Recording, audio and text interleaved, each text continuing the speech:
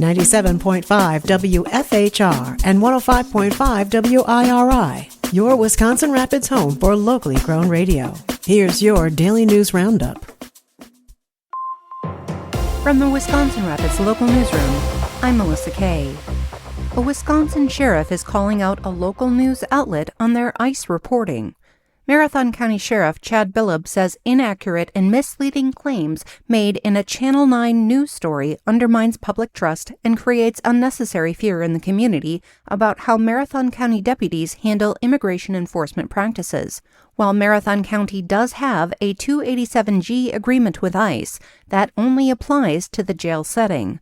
According to a statement from Sheriff Billup, deputies have not and do not request immigration documentation during traffic stops, investigations, or any routine law enforcement interaction. Deputies are neither authorized nor directed to conduct immigration enforcement in the field. You may hear F-35 aircraft after dark this week. The 115th Fighter Wing of the Wisconsin Air National Guard will be doing evening training flights through Thursday. You may see or hear F-35s flying overhead until approximately 7:45 p.m. now through February 12th. Pilots will follow flight paths designed to minimize noise to area residents, but you'll likely still hear them in some areas of central Wisconsin this week. Wood County snowmobile trails are closed starting today because of deteriorating trail conditions. Powers Bluff Ski and Tube Hills are open this weekend, and Dan Vollert of the Wood County Parks and Forestry Department says the hills are in good shape. The multi-use trail is open for cross-country skiing, snowshoeing, and biking. Napco Lake County Park multi-use and cross-country ski trails are open, but conditions are deteriorating. Richfield 360 County Forest multi-use trails are also open, but the warmer weather is taking its toll.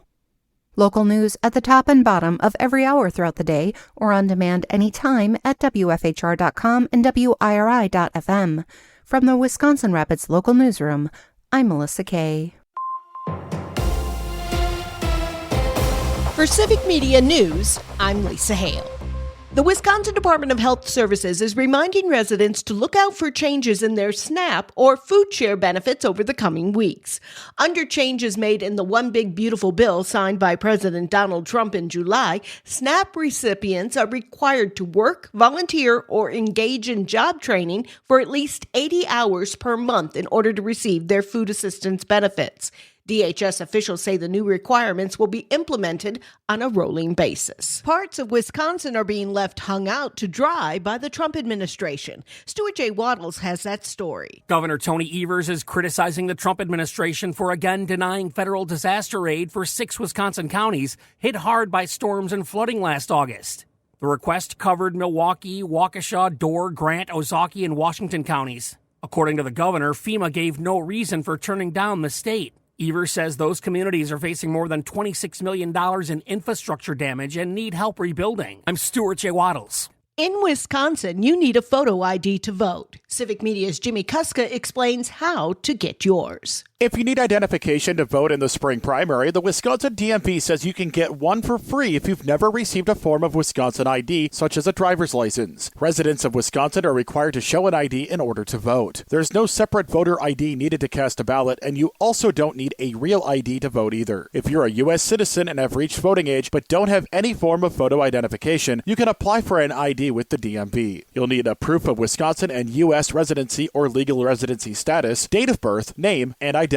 The application forms are available on the DMV website. You can also visit your local DMV service center or contact the voter ID hotline at 844-588-1069. Reporting for Civic Media News, I'm Jimmy Kuska. The 2026 spring primary is February 17th. The spring election is April 7th. Following a string of confirmed measles cases over the last few weeks, the Wisconsin Department of Health Services is again encouraging residents to check their MMR vaccination status. Civic Media's James Kelly reports. Following a string of confirmed measles cases over the last few weeks, the Wisconsin Department of Health Services is again encouraging residents to check their MMR vaccination status. There have been 3 confirmed measles cases since January 26th in Waukesha County, Dane County, and Walworth County. All 3 involved individuals who had traveled recently, 2 internationally and 1 domestically. The agency has notified anyone else who may have come into contact with them. Measles is highly contagious and can infect 90% of unvaccinated individuals who come into contact with it. Symptoms like high fevers, conjunctivitis, and a rash with raised bumps can develop within 3 weeks. It can also cause more serious health complications like brain damage. Measles outbreaks have become more common over recent years, both nationally and internationally, as vaccination rates decline. Residents can check their vaccination status online through the DHS Wisconsin Immunization Registry. For Civic Media News, I'm James Kelly. Wisconsin counties and municipalities are getting a major boost for road work this year. Governor Tony Evers and the State Department of Transportation say that more than $151 million has gone out to help repair and maintain local roads and connecting highways. The money comes from the current state budget, which provides the largest general transportation aid funding in Wisconsin's history. Since 2019, the administration reports more than 9,600 miles of roads and 2,400 bridges have been improved statewide. In total, local governments are expected to receive more than $750 million in transportation aid in 2026. Wisconsin drivers are saying yes, please, to some new license plate designs. Here's Connie Fellman. Wisconsinites are loving their retro license plates. The Wisconsin Department of Transportation says they've issued more than 10,000 of the new blackout and retro yellow license plates in just the first month since they debuted. The blackout plates feature white letters on a black background. The retro plates are a throwback to the 70s when we had yellow, cheese-colored, if you will, license plates with black lettering. Each plate has a one-time $15 issuance fee and a $25 annual fee, and you don't have to wait until it's time to renew your plates to order the new ones. For Civic Media News, I'm Connie Fellman. The DOT estimates more than 500,000 blackout plates will be on our Wisconsin roads within 3 years. This week is Take a Friend Snowmobiling Week across Wisconsin. Civic Media's Maddie Schaefer has that story. The DNR is encouraging riders to invite someone new out on the trails to introduce more people to the sport. Officials say riding with a friend isn't just more fun, it's also safer. They're reminding snowmobilers to ride sober, stay on marked trails, slow down, and always check trail conditions before heading out. Anyone born on or after January 1st, 1985 must have a snowmobile safety certificate to legally operate a sled in Wisconsin. The DNR also stresses that ice is never completely safe and recommends wearing proper gear, including a life jacket or float coat when riding over frozen water. For Civic Media News, I'm Maddie Schaefer. More information on safety classes and trail updates can be found on the DNR snowmobiling webpage. For Civic Media News, I'm Lisa Hale. For news anytime, visit our website at civicmedia.us.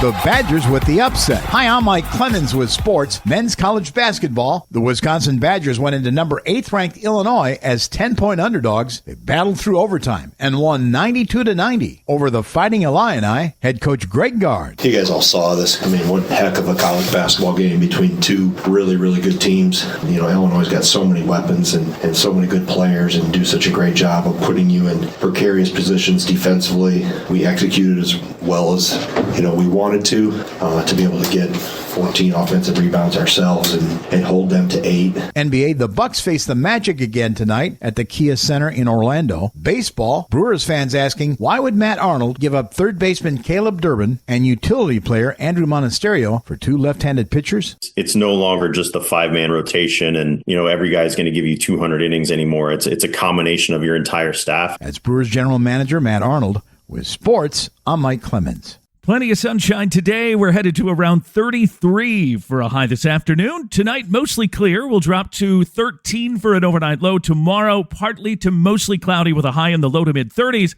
And we're going to keep temperatures going up as we roll into the weekend. I'm meteorologist Sean Cable.